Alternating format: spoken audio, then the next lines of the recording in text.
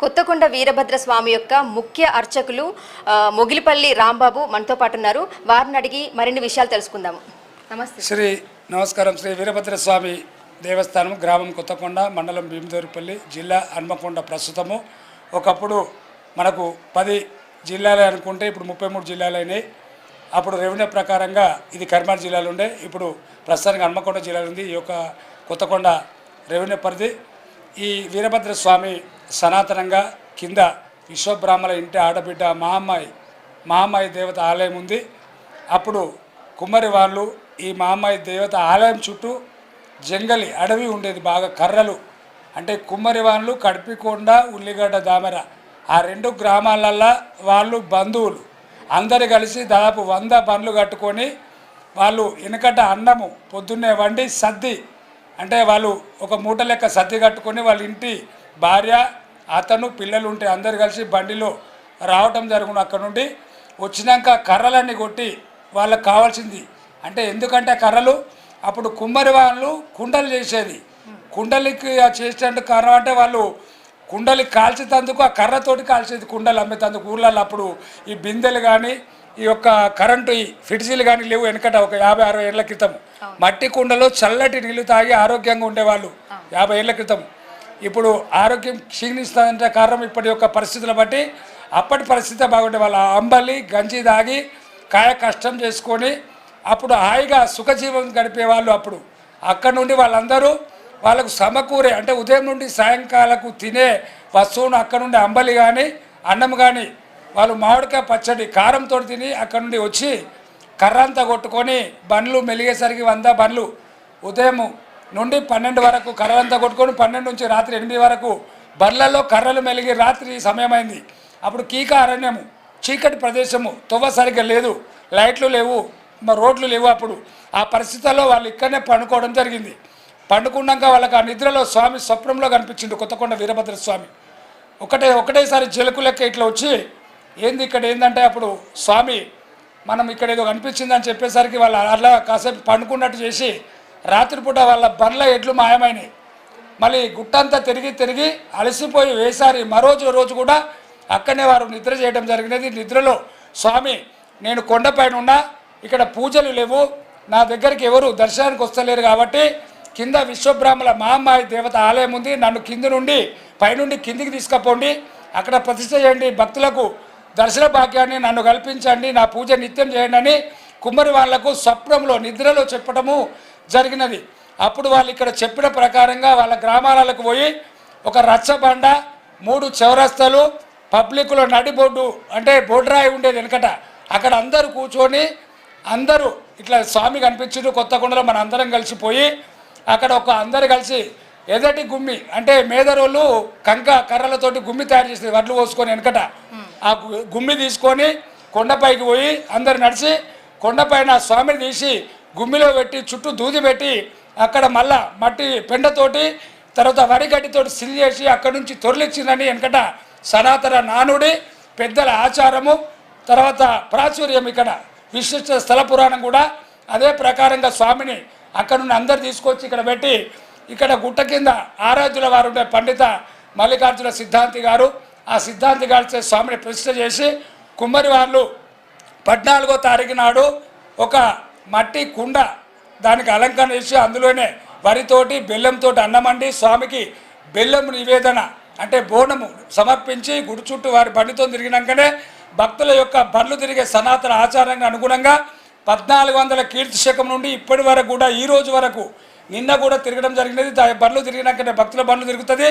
స్వామికి ఎక్కువ ప్రీతికరమైంది గుమ్మడికాయ కూష్మాండము. అప్పుడు దక్షుని తలను సంహరించిండు వీరభద్రుడు, ఎందుకంటే వాళ్ళ తల్లి అగ్నిలో ఆగుతాయి, ఆ అగ్ని సగభాగాన్ని తీసుకురమ్మని శంకరుడు చెప్పి ఆ యొక్క శంకరుడు జటాజుటము నుండి వీరభద్రుడు ఉద్భవించారు కాబట్టి ఇతను అహా వీరభద్ర హరవీర భయంకర అని పోకుంటూ ఆ దక్షుని సంహరించి ఆ తల్లి ఎక్కడైతే దునికిందో ఆ యొక్క అగ్ని భాగాన్ని తీసుకొచ్చి వీరభద్ర స్వామి బ్రహ్మోత్సవాల అగ్నిగుండాల కార్యక్రమం కూడా అదొక తంతుగా కార్యక్రమం జరుగుతుంది.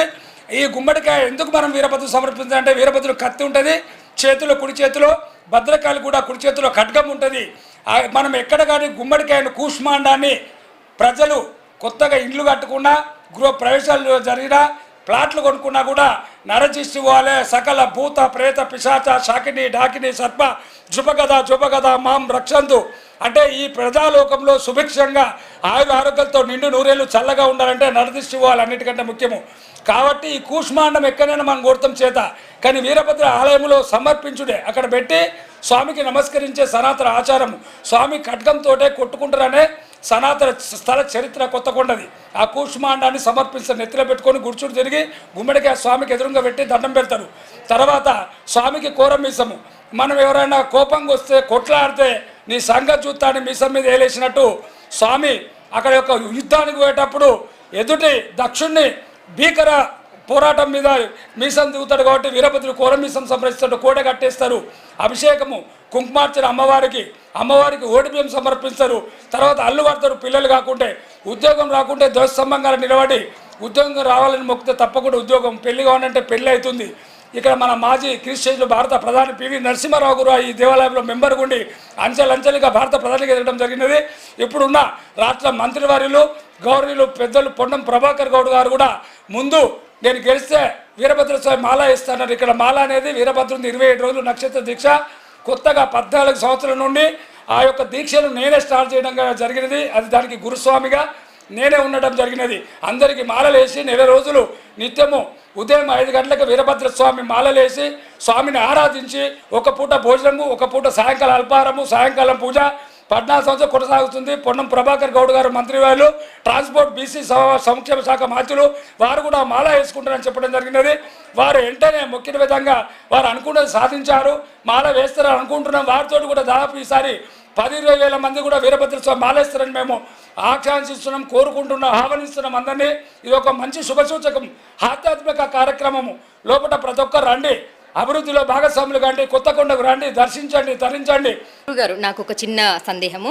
ఇప్పుడు మీరు అన్నారు మాల వేసుకుంటారు వీరభద్ర స్వామికి అని, ఎన్ని రోజులు వేసుకుంటారు?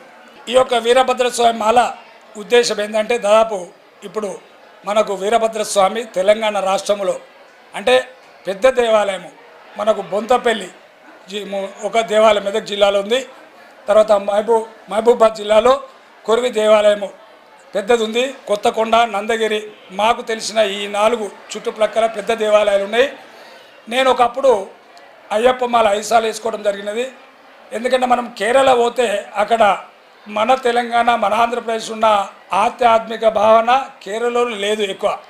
ఎందుకంటే అక్కడ నేను మాల వేసుకొని ఇక్కడ 41 రోజు చాలా నియమనిష్టలతోటి అంటే 41 రోజు మాల వేసుకొని అయ్యప్పది ఒక పూట భోజనము అల్పారం సాయంత్రం లేదు. అప్పుడు చాలా కఠినమైన దీక్ష ఉండేది. నేను ఒక 20 సంవత్సరాల క్రితం మాల వేసుకున్నప్పుడు ఆ దీక్ష పాటించి నేను శబరిమల ఇక్కడ నుంచి 5 సార్లు పోయినా. నేను పంబ నుంచి నడిచిపోతా అంటే మేము ఇంత నిష్ట నియమాలతోటి 41 రోజు ఉండి దీక్ష తీసుకొని మంచి ఒక భక్తిభావంతో మేము పోతే అందరూ అక్కడ పాదరక్షలు వేసుకొని తర్వాత వైట్ షర్ట్ వేసుకొని గ్రీన్ కలర్ లుంగి వేసుకొని మేము బ్లాక్ మొత్తం డ్రెస్ వేసుకొని ఆ యొక్క శని గ్రహాలు తొలగేందుకు అయ్యప్పకు నల్లది వస్త్రం అంటే ఇష్టమని మేము 41 నల్ల వస్త్రం ధరించి మేము ఇంత భక్తిభావంతో పోతే నాకు అది నచ్చక నేను 5వ సారి లాస్ట్ రోజు ఆ పంబలో నా బట్టలన్నీ వేసి శబరిమల నేను రాను, మాలయ్య నా వీరభద్రుడు ఉన్నాడు, నేను అక్కడనే పూజారికి ఉన్నా, నా వీరభద్ర స్వామి అన్ని దేవుళ్ళ కంటే పవర్ఫుల్. అప్పుడు దక్షిణ సంహరించి 3,000,000 దేవతలను గడగడలాడించిన వీరభద్రుడు కాబట్టి వీరభద్రుడి యొక్క ప్రాచుర్యాన్ని ప్రజలకు భక్తిభావాన్ని పెంపొందించాలని దృఢ సంకల్పంతో నేను వచ్చి మరి వరంగల్లో కీర్తిశేషులు బాలింగ ఆరాధ్యులైన గురువు గారు ఉండేవారు 100 సంవత్సరాలు ఉండే వారితోటి బుక్కు చరిత్ర రాయించి 27 నక్షత్రాలకు అనుగుణంగా అంటే అన్ని దీక్షలు ఉన్నాయి. ఏది ఆంజనేయ స్వామి దీక్ష మండలం 41 రోజు ఉంది, అయ్యప్ప స్వామి దీక్ష 41 రోజు ఉంది. తర్వాత ఈ దీక్షలకు మనము కన్వర్ట్ కాకుండా మనది వీరభద్రుడు అంటే ఈయన ఉగ్రరూపుడు, ఈయన దక్షుని సమరించిన తలను, వాళ్ళు వేరు వీళ్ళు వేరు. అందుకని వీరభద్రుడు ఎట్లా దీక్ష అనేది ఒక చరిత్రను మేము లోతుగా పరిశీలించి ఆ గురువుగారితో ఒక పూజ బుక్ రాయించి నామాలు రాయించి ఆ వీరభద్రుడి యొక్క ఇంపార్టెంట్గా ఉండాలి దీక్ష అనేది 27 రోజులు, ఒక నక్షత్రానికి ఒక రోజు దీక్ష. 27 నక్షత్రాలు ఉంటాయి కాబట్టి అది అందరికీ తెలిసిందే కాబట్టి 27 రోజుల దీక్ష అనే కార్యక్రమాన్ని చేపట్టి ఉదయం ప్రాతకాలంలో 4 గంటలకు లేచి సంధ్యాదులు ఆచరించి వీరభద్ర స్వామి పూజా విధానము రుద్రం రౌద్ర అవతారం ఉతవనయనం జ్యోతికేశు దృష్టం యోమాంగం భీమరూపం కిని కిని రభసం జ్వాలమలావుతాంగం భూత ప్రేతాదినాథమైకడకముల పాత్రవంతం వందే లోకైక వీరం త్రిపురనంతం శ్యామలం వీరభద్ర నమామ్యం వీరభద్ర ప్రార్థ ధ్యానం సమర్పయామి. అంటే స్వామి నీ ఖడ్గంతో ఎవరన్నా నన్ను ఇబ్బంది పెట్టినా, నరదిస్తున్నా, మంత్రం చేసినా, తంత్రం చేసినా నా గ్రహాలన్నీ నీ ఖడ్గంతో శత్రు విమోచన కలిగిపోయని యొక్క ఈ ప్రార్థన ధ్యానంతో స్వామిని వేడుకుంటూ 27 రోజులు 14 సంవత్సరం నుండి దాదాపు ప్రతి నెల శ్రావణములో ఆగస్టు మాసములో 100 మంది దాకా మాల వేసుకొని నిత్యము రోజు దేవాలయంలో అన్నదానము, పూజా కార్యక్రమము, ఉదయం పూజ, మధ్యాహ్నము అందరికి భిక్ష, దేవాలయంలో సాయంకాలం పూజ, అతి బ్రహ్మాండంగా కార్యక్రమం జరుగుతుంటే అట్లా ఇట్లా పెద్ద నోటవాడి గౌరవనీయులు కర్మర్ పార్లమెంట్ ఎమ్మెల్యేగా ఉండి వారు కాంటాక్ట్ చేసినప్పుడు అక్కడ వారు వెనకబడడం జరిగింది. ఉస్నాబాద్కు వచ్చి వీరభద్రస్వామి నిలబడినప్పుడు ఎమ్మెల్యేగా కొత్తకొండకు వచ్చి పొన్నం ప్రభాకర్ గౌడ్ గారు, మాన్యులు పెద్దలు, ట్రాన్స్పోర్ట్ మినిస్టర్, బీసీ సంక్షేమ శాఖ మంత్రులు వారు వీరన్నకు దయసంబరికి నిలబడి నేను వీరన్న నీ మాల వేసుకుంటా, నాకు విజయం చేకూర్చాలని ముక్తే వెంటనే వారు ఎమ్మెల్యే గెలిచిండు. వారు ట్రాన్స్పోర్ట్ మినిస్టర్గా అయింది కాబట్టి వారు ఇప్పటికీ ఎప్పుడు ఆ మాల మనం ఎప్పుడు వేసుకుందాం, నేను ఈయన 11 రోజులు ఉంటానని పొన్నం ప్రభాకర్ గౌడ్ గారు చెప్పడం జరుగుతున్నది. వారు మాల వేస్తే ప్రతి గ్రామంలో సుభిక్షంగా ఉండేందుకు, ఆధ్యాత్మిక భావన పెంపొందేందుకు మంచి మార్గానికి వారు బాటలు వేశారని నాది యొక్క కోరిక. నేను ఈ కార్యక్రమం మంచి చేపట్టిన నాకు ఇప్పుడు వారు మాలేస్తే అందరికీ కూడా మంచి చేసిన వాడిని అవుతారని నేను కూడా చాలా సంతోషంగా ఉంది. నేను ఒక మంచి కార్యక్రమాన్ని చేసిన ఈ యొక్క ఆధ్యాత్మిక కార్యక్రమం భావన నాకు కూడా తృప్తి ఉంది. ఈ కార్యక్రమంలో ఇప్పుడు అందరు భాగస్వాములు కాండి. మీ ద్వారా మీడియా ద్వారా తెలపడం ప్రజలందరికీ విజ్ఞప్తి. ప్రతి ఇంటి నుండి మనం ఒక బండి ఖరాబ్ అయితే ఎట్లయితే రిపేర్ చేస్తామో మన బాడీని కూడా మీరు దీక్ష తీసుకొని నీట్గా ఉండే విధంగా, ఆరోగ్యం అభాగ్యంగా మీది మీరు సేఫ్గా రక్షించుకున్న గురించి, ఆరోగ్యం ముఖ్యం. మన ఇంటి యజమాని ఆరోగ్యం బాగుంటే భార్య ఆరోగ్యంగా ఉంటుంది, పిల్లల ఆరోగ్యం ఉంటుంది, కుటుంబం ఉంటుంది, ఇంకా 10 మంది బాగుంటుంది. కాబట్టి ఆధ్యాత్మిక భావనను మించింది ఏది లేదు. అందుకని చెడు అలవాట్లన్నీ మానేయండి, మంచి మార్గాన్ని, తోటి వారికి సాయం చేయండి, పేదవారికి సాయం చేయండి, మంచి ఆలయ అభివృద్ధిలో భాగస్వాములు కాండి, ఆధ్యాత్మిక భావన పెంచండి, హిందూ ధర్మాన్ని పెంచండి. అందుకని ప్రతి వాళ్ళకు ఒక దీక్ష అనేది ముఖ్యము, ఒక నియమం ముఖ్యము, అన్న ముఖ్యము, తండ్రి ముఖ్యము, తల్లి ముఖ్యము, పెద్దవాళ్ళు ఎట్లా ముఖ్యమో మనకు కూడా ఒక మంచి మార్గానికి భగవంతుని ఆరాధన ముఖ్యం. కాబట్టి ఆరాధనలో పయనించండి, ఆధ్యాత్మిక పెంపొందించండి, మీ యొక్క కుటుంబాన్ని సేఫ్గా రక్షించుకోండి. వీరభద్ర స్వామి మాల తప్పకుండా వేయండి. 27 రోజులు మీరు వీరన్న సమేత భద్రకాల ఆశీస్సులు పొంది సుభిక్షంగా ఉండండి. గురుగారు, పోతే ఇంకొక ప్రశ్న. సో మనకి ఈ సంక్రాంతి టైం ఇది, యాక్చువల్గా ఈరోజు కనుమ. ఈ కనుమకి కాకి కూడా కదలదు అని కొంతమంది పెద్దవాళ్ళు సామెత చెప్తూ ఉంటారు. ఈ ఎడ్ల బండ్లను కూడా, అంటే ఎద్దులు ఏవైతే ఉన్నాయో వాటిని అసలు పనికి ఉపయోగించకూడదు అంటారు. ఆ సందేహాన్ని కొంత నివృత్తి చేయగలరా? ఇప్పుడు వీరభద్ర స్వామి దేవాలయం ఎట్లా అంటే ఈ ఎద్దుల బండ్లు ఉంటాయి. అయితే ఎద్దుల బండు వీరభద్ర స్వామికి అప్పుడు కొండపై నుంచి కుమ్మరి వాళ్ళు తెచ్చిండు, ఎక్కడి నుంచి వచ్చి ఆ ఎడ్లను అప్పుడు మాయం చేసిండు అతనే. ఆ వీరభద్రుని తెచ్చి వాళ్ళు కింద ప్రశ్న చేసిండు. కాబట్టి నిత్యము భక్తుల యొక్క మన్నలను, పూజలు, భక్తులకు శుభాశీస్సులు ఇస్తున్నారు. కాబట్టి వారు ఆ ఎడ్ల అంటే ఆయనకు ప్రీతికాలం అప్పుడు. ఎందుకంటే వారు ఎడ్లతోటి బండితోటి వస్తారు కదా, పైన వారికి పూజలు వేసుకోకుండా వీరభద్ర స్వామి ఒక నిరుపయోగంగా ఉన్నాడు. కాబట్టి వీళ్ళు ఆధ్యాత్మిక కార్యక్రమానికి బాటలు వేసింది. కాబట్టి కుమ్మరి వాళ్ళ ఎడ్లు ఎట్లయితే తిరుగుతాయో, ఎద్దు అంటే ఏంది, శివుడికి నంది పర్మిషన్ తీసుకోవాలి. అంటే మనం ఇంటికి వస్తా అంటే డోర్ ఎట్లా కొడతామో, బెల్ ఎట్లా కొడతామో, ఒక దేవాలయానికి పోతే చెవుల నందికి, అంటే నంది కొమ్ముల పైన ఇట్లా కుడి ఏళ్ళు 2 పెట్టి తోకని ఇట్లా నెమురుకుంటూ నేను నందీశ్వర పరమేశ్వరుని దర్శనానికి పోతున్నా, పరమేశ్వరుని నా బాధను చెప్పు నువ్వు అని ఫస్ట్ ఒక లెటరు, అంటే మనం ఇన్ఫర్మేషన్ ఇట్లా ఇస్తాం. ఫస్ట్ నందికి ఇవ్వాలి, మనం నందికి చెప్పుకోవాలి, మన బాధను చెప్పుకుంటే నంది ద్వారా పోతేనే శివుడు తొందరగా మనకు వరమిస్తాడు. అది సనాతన ధర్మము, హిందూ ధర్మము, శైవ ధర్మము. కాబట్టి నందితోటి మనము వృషభము అంటారు దాన్ని సంస్కృతంలో. వృషభము అంటే నంది, తెలుగులో ఎద్దు ఇవన్నీ ఒకటే భాష. ఎద్దు అన్న ఒకటే, నంది అన్న ఒకటే, వృషభం అన్న ఒకటే. ఈ నందికి, శివునికి, తర్వాత శివుని కుమారుడు వీరభద్రుడు కాబట్టి అటాచ్మెంట్ ఉంటుంది. వారు ఈ భోగి రోజు వారి ఎద్దులతో బండి తిరిగినాకనే తర్వాత అందరూ వాళ్ళ మహిళలు మొత్తము సుమంగిలిగా ఉండాలి. ఈ కనుము తర్వాత గాజులు కుడక అంటే మన ఇంటి వాళ్ళందరూ హిందూ ధర్మంగా ముత్తేద సౌభాగ్యం. అంటే బొట్టు లేకుండా ఎవరైతే కనిపిస్తారో హిందూ ధర్మంలో ఏమంటారంటే బొట్టు లేదు నీకు అనే యొక్క సనాతన నానుడి. కాకపోతే ఇప్పటి వల్ల పిల్లలు స్టిక్కర్ పెట్టుకుంటారు, తర్వాత కాటక బిల్లలు పెట్టుకుంటారు. కానీ ముత్తైద సౌభాగ్యంగా గాజులు, మట్టెలు, బొట్టు, పాపెట్ల బొట్టు, పూలు, శిఖ, తర్వాత వాళ్ళు వెనుకట పెద్ద చీర 9 అంచుల చీర కట్టుకొని అప్పుడు అమ్మవారి లెక్క ఉండేది ఆడవారు. గురుగారు ఇప్పుడు మీరు గాజులు ముత్తైదు అంటే గాజులు అన్నారు. ఈ మధ్యలో మనకి ఈ పండగప్పుడు ఈ కీడొచ్చింది, ఒక్క కొడుకున్న వాళ్ళు 2 కొడుకులు ఉన్న వాళ్ళ దగ్గర నుంచి డబ్బులు తీసుకొని గాజులు కొనుక్కొని వేసుకోవాలి అని చెప్పేసి నానుడి, అంటే ఈ విషయం అందరూ కూడా పాటిస్తున్నారు. సో దీని మీద అసలు అది ఎంతవరకు వాస్తవం? అయితే ఆధ్యాత్మిక భావన మీరు ఏమన్నా అనుకోండి, ప్రజలు ఒకటి ఏదైతే పబ్లిక్ తొందరగా వాయిస్ చేరవేద్దాం అనుకుంటారో తప్పుడు సమాచారమే తొందర ప్రజలకు వస్తుంది. ఆధ్యాత్మిక మంచి భావన అనేది పోదు. అయితే నాకు తెలిసి ఒక్క కొడుకుంటే ఆ కీడు, ఒక్క కొడుకుంటే ఈ కీడు అని మీకు పండితులు కానీ పీఠాధిపతులు కానీ ఎవరు చెప్పలేదు.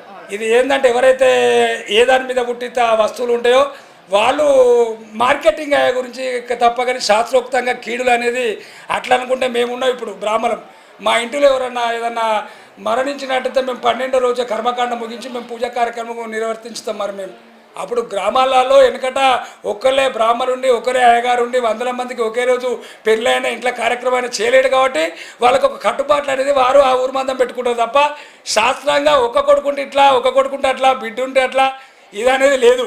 మనకు ఉన్న ఇప్పుడు ఇది ఏంది, మన ప్రభుత్వ పరంగా చట్టబద్ధతగా గవర్నమెంట్ ఏం నియమ నిష్టను ఉంటుంది. చట్టం అంటే ఒక కొడుకు ఒక బిడ్డ 21 సంవత్సరం 24 సంవత్సరాలు తర్వాత ఎక్కువ ఉండదు సంతానం అనేది ఉన్నట్టు హిందూ ధర్మంలో కూడా ఇదానికి ఇంత కట్టు, ఇదానికి ఇంత బొట్టు అనేది కాదు, ఇంత ప్రాచారం అనేది కాదు. మేమైతే ఎవరికి చెప్పము. అలాంటి యొక్క మోసపూరిత మాటలు ఏ గారు ఏ బ్రాహ్మణ్ చెప్పడు. పబ్లికే మామూలు. ఎందుకంటే మీకు ఒకటి చెప్తా, సనాతన 3 శిఖలు కలిసి ఉన్నారు కానీ 36 చుట్లు కలిసి ఉన్నట్టు ఒక శాస్త్రం ఉంటుంది. ఈ 3 శిఖలు అయితే ఎవరైతే అనుకుంటారో వాళ్ళు ఊరినంతా కంప చేస్తారు. వీళ్ళు ఏంతోటి పుట్టించి వాళ్ళు సీరియల్ బాగు చేసినా, చక్కెర బాగు చేసినా, గాజులను అమ్ముడా ఏదో కార్యక్రమం. ఇప్పుడు నేను ఇక్కడ ముఖ్య అర్చకుడు, మీ మీడియా ద్వారా కొత్తగూడెంలో ఈసారి మీరు అంతా గాజులు పంచారంటే పంచారు. అలాంటి కార్యక్రమం చెప్పొద్దు. ఓ ఆధ్యాత్మిక భావన ఏంటంటే మీరు దండం పెట్టండి, మీరు పని చేసుకోండి. కానీ ఈయనని పట్టుకొని నిత్యం ఈయన కూర్చుంటే మనము ఉండలేము, జీవించలేము. మన పనిలో భగవంతుడు సహకరించాడు. మనం చేసే ఆధ్యాత్మిక భావన బాగుండాలి, ఒకరికి మంచి చెప్పాలి తప్ప ఇలాంటి మోసపూరిత మాటలు వినద్దు, నమ్మద్దు. భగవంతునైనా మీరు ఎప్పుడు పోవాలన్నా మనం వెనకట ఏం చేసేదంటే సంవత్సరానికి ఒకసారి దేవాలయానికి పోయేది. అప్పుడు మనం పుట్టెలు కలకర తీసేది, ఒకరోజు నిద్ర చేసేది, తర్వాత అంతా దర్శనమైనాక తిరిగి ఇంటికి మళ్ళీ ఒక రోజు చేరేది. ఇప్పుడు అట్లా కాదు, ఒక 10 నిమిషాల్లో కారు వేసుకొని వస్తున్నారు, దర్శనం చేసుకొని పోతున్నారు, వాళ్ళ పనులు వాళ్ళు ముగించుకుంటారు. అప్పుడు ఒక రోజంతా సమయం పోయేది. అందుకని దాన్ని ఆలోచించి పాత పెద్దవాళ్ళని అడగండి, పెద్దలు చెప్పినట్టు వినండి.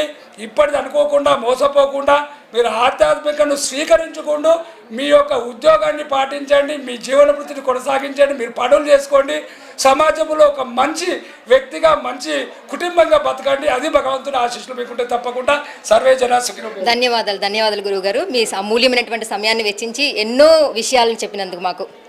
ఇది మన కొత్తకొండ జాతర వీరభద్రస్వామి యొక్క జాతరలో ముఖ్య అర్చకులు చక్కగా వివరించడం జరిగింది. కెమెరామెన్ రాకేష్తో స్వప్న, జీటీవీ, హనంకొండ.